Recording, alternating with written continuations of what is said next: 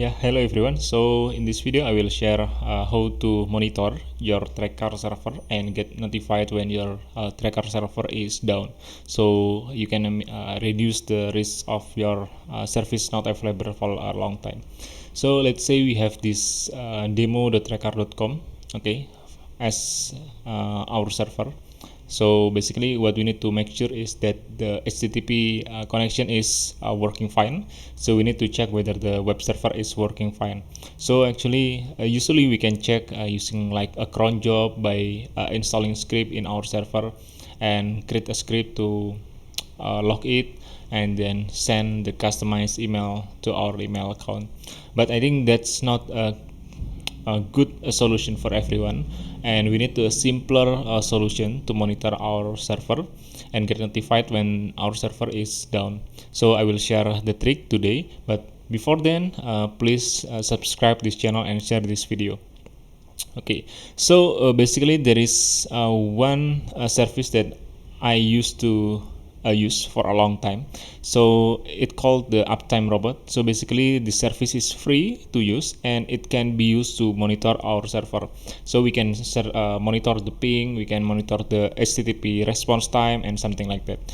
So what we need to do is first you need to register to this server, to this services uptimerobot.com, and then after you register, verify your email and something like that, you can click this button, add a new monitor, okay, and then you can select this monitor type to HTTPS. So there are some type to choose. First is HTTPS, so we can check whether the HTTPS connection is working fine to our server. Let's say https demo.traccar.org, or we can select the keyword to make sure that even the HTTPS is fine. We need to check whether the keyword that we specify is exists or not in the response.